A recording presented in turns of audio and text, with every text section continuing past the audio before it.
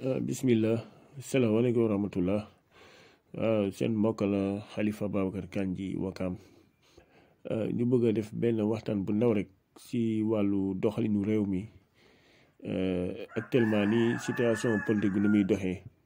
ñu bëgg si def sunu contribution rek incha allah du question ne diw leen faral wala moo tax déedéet du loolu waaye dafa fekk ne dafa am loo xamante ne da nga ko gis si réew mi jaadu na képp koo xamante ne yaa ngi si réew mi rek na àddu si parce que kenn du wax ne Macky Sall liggéeyul kenn du ko wax parce que gis neen ne lu bëri Macky Sall def na ko si réew mi waaw gis neen lu bëri lu mu def si réew mi loolu dañ koy rafetlu waaye nag am na lu bëri loo xamante ne tamit man leen wax ne doxul si réew mi soo gisee ndaw yu bari ñoo ngi ci réew mi amuñu liggéey ndaw ñu bari ñoo ngi ci réew mi amuñu liggéey sa ñi am liggéey sax seen salaire demeewul noonu ba moom Macky soo ñëwee ci ñi nga xamante ne mooy waa COSER yi nekk Wakam ñu bari laataam yi nekk président 2011 ñoo ngi ci Macky di daw guddi ak bëccëg waaye nag ñoom ba léegi amuñu liggéey waaw sa ñoom si partam leen bokk sa wala leen gestu su ko defee rek ñu xam ne réew mi doxalin bi ñu war a góorgóorlu pour wàññi dund bi mooy wàññi dund bi wàññi location bi wàññi jàppale ndaw ñi parce que wàllu dund bi seet na lool yokkute bi chaque instant ñi yokku rek tamit dafa am loo xamante ne tamit loolu tant que mooy am si dëkk bi rek injustice rek dëkk bi du dox gis na dëkk bi li ñu war a defar mooy lan mooy jikko yi leen war a defar mbokk yi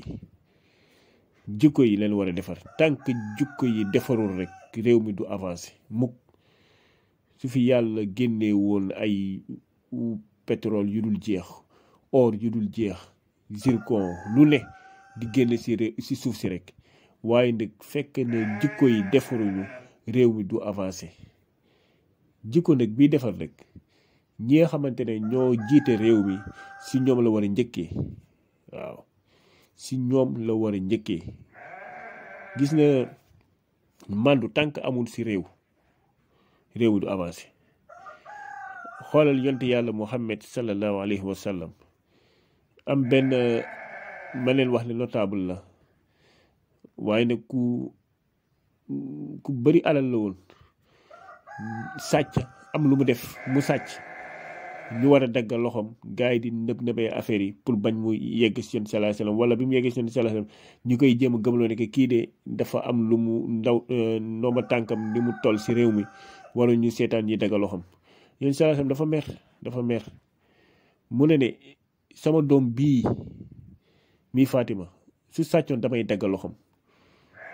gis na Macky Sall dafa waroon doxalee loo xamante ne gis na doomam bi sax Amadou Sall def lu dul yoon sax mu tekk si yoon loolu mooy màndute doomam Amadou Sall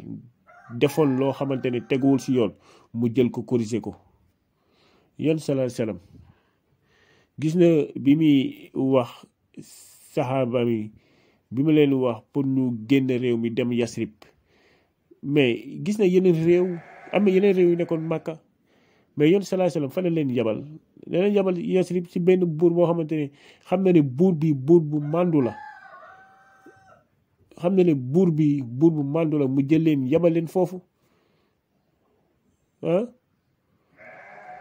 la moo tax jëlul leen yabal leen feneen déedéet parce que xam na ne foofu Éthiopie buur bu màndu fa nekk mu jël leen yabal leen foofu kon réew mi soo bëggee réew mi dox ñi nga xamante ne dañ nekk ci yow féete sa côté defuñu lu dul yoon dañ leen di jël teg leen ci yoon suñ sàccee alalu réew mi na jël leen yóbbu leen àtte leen mais xoolal ñaata nit ñoo def plainte yóbbu ko parce que sàggane leen seen jabar dañ leen sàggane ñu waroon jur doom ñu sàggane leen ba mu faatu am na koo xamante ne def na accident ñu sàggane ko ban dagg tànkam am na koo xamante ne danga sàggane ba mu def soog ñu sàggane ko ba mu dee. waaye nag docteur ñaa am loo xamante ne kenn ñu ne si li ñu wax dañ ko sàggane ba kooku faatu ñu déposé yàggul sax ñu jël ko yóbbu ko si kaso bi. mais am na ñoo xamante ne tamit sawaay naka noonu mais xoolal kii nga xamante ne nervi yi nga xamante ne ñoo ko fiir mu dee mais waxuñu si moom. xoolal ki nga xamante ne mooy dàmbooj ñi ko toppa si corniche sa corniche bi am na ay caméra yu fa nekk ñoo ko toppa di ko tiire ay bal mais ba léegi jàppaguñu ñooñu nervi yee rey kay jàppaguñ ko waaye ñu jël naan diw de commando la diw de si lii la bokk den waroon rey da am ñu cible bëggoon leen rey ñu dem jàppaleen tëj leen diw génn wax ñu jàpp tëj sa am na koo xamante ne moo ngi bokk si côté Macky Sall mais kooku wax na si Ousmane Sonko loo xamante ne lu doy waar sa ba léegi moo ngi fii kenn laalu ko mais képp koo génne wax rek ñu ne kii de dafa bëgg a yëkkati fitna ñu jàpp tëj mais réew du doxee noonu da nga ko war a teg si mandute